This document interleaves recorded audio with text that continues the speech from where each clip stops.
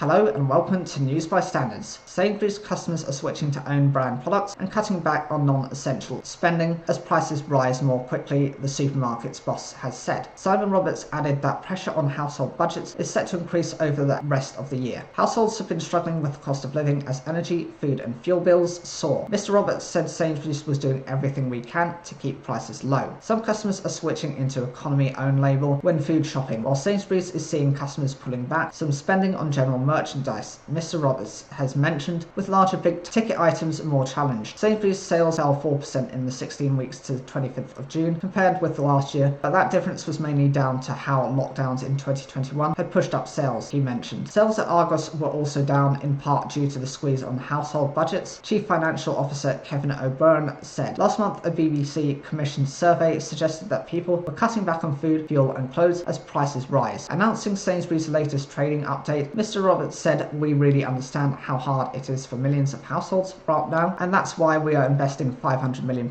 and doing everything we can to keep our prices low, especially on the products customers buy most often. The pressure on household budgets will only intensify over the remainder of the year, and I'm very clear that doing the right thing for our customers and colleagues will remain at the very top of our agenda." Sainsbury's suppliers are also under pressure as commodities such as fuel and fertilizer prices rise in part due to the war in Ukraine. The supermarket chain was working very closely with suppliers, focused on how we navigate these price rises. He said it was a matter of balancing keeping prices low for customers but also keeping products in stock. The supermarket has also been under pressure from campaign group Share Action, overpaying the living wage of £9.90 per hour not only to its own staff but also to contractors such as cleaners and security guards. Mr. Roberts said Sainsbury's pays colleagues as fully as we can. The cost of living is rising at its highest rate for 40 years, and the Bank of England has warned prices could rise faster within months. Despite its latest comments, Sainsbury's said it's still expecting full-year underlying profits before tax be in line to its previous estimate of between £630 million and £690 million. Last month, research firm Kantar said the average annual grocery bill was set to climb by £380 this year. The researchers also found shoppers are switching from branded items to supermarkets' own label products. To try to ease the burden on households, retailers and other businesses have been under pressure from the government prices, but small firms have said the plans are a slap in the face, saying they had already cut all expenses, even necessary ones, to the bone.